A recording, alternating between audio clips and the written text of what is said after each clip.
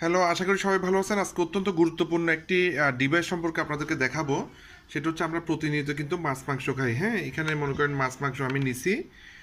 মাছ মাংসতে আসলে আপনারা জানেন বিভিন্ন ধরনের কেমিক্যাল, তারপর হরমোন ইনজেকশন বিভিন্ন কিছু আসলে পুশ করা হয়, হ্যাঁ? ব্যবসায়ীরা অনেক কিছু করতে হয়।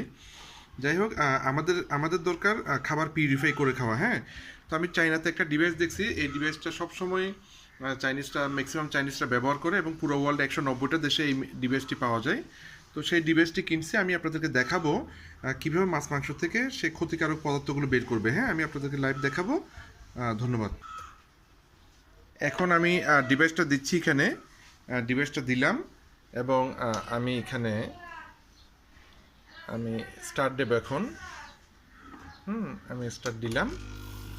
ডিভাইসটা স্টার্ট দিলাম। এখানে ওজোন গ্যাস আছে, হ্যাঁ? ওজোন গ্যাস মূলত টক্সিনগুলো বের করবে আর কি। পরবর্তীতে আমি দেখাবো।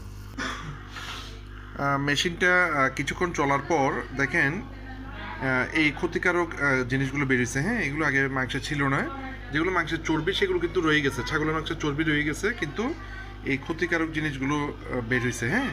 তো আমি পরে ফাইনালি আপনাদেরকে দেখাবো, ঠিক আছে? ওকে, ধন্যবাদ। মেশিন স্টার্ট বন্ধ হয়েছে, আসলে টাইম ফিনিশ।